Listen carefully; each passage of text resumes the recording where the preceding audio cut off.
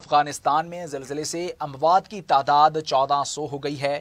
افغانستان میں 6 شدت کے خطرناک زلزلے کے نتیجے میں اموات کی تعداد 1400 سے تجاوز کر گئی ہے۔ افغان حکومت کے ترجمان ذبیح اللہ مجاہد کے مطابق اتوار اور پیر کی درمیانی شب آنے والے زلزلے سے اموات کی تعداد 1411 ہو گئی ہے۔ افغان ہلال احمر کے مطابق زلزلے سے 3251 افراد زخمی ہیں اور 8000 سے زائد گھر تباہ ہو چکے ہیں۔ افغانستان کے سرکاری میڈیا کا بتانا ہے کہ زلزلے سے سب سے زیادہ نقصان صوبے کنڑ میں ہوا۔